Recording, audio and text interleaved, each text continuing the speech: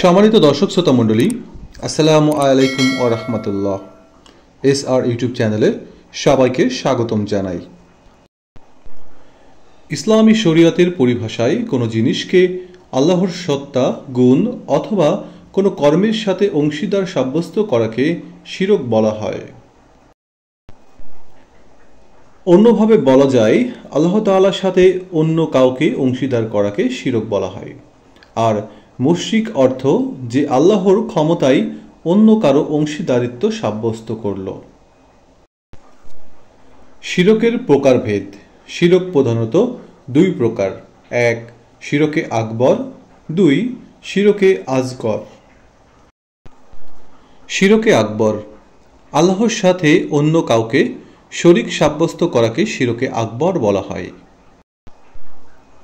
শিরকে আসগর, আর ইবাদতের মধ্যে কেবল আল্লাহর সন্তুষ্টি অর্জন ছাড়া অন্য কোনো উদ্দেশ্য শামিল রাখা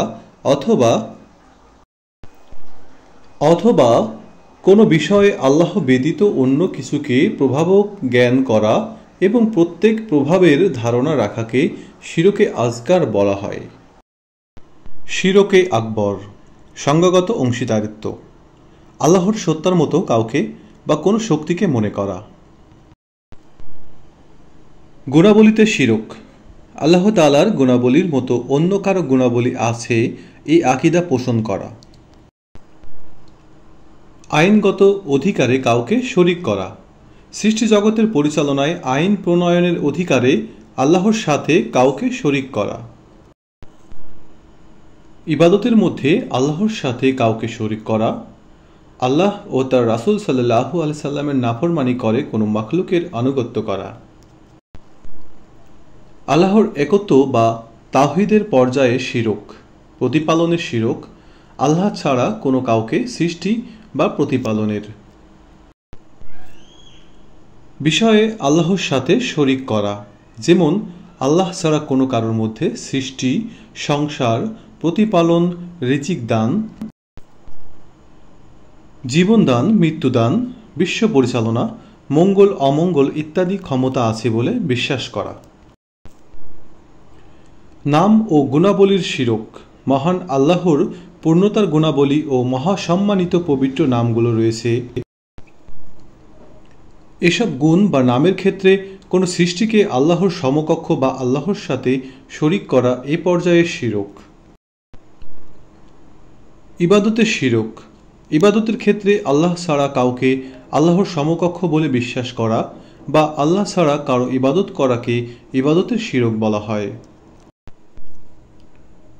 শিরকে আসগর: এক, কথাগত শিরক; দুই, আল্লাহ ব্যতীত অন্য কিছুর নামে শপথ করা; তিন, কার্যগত শিরক;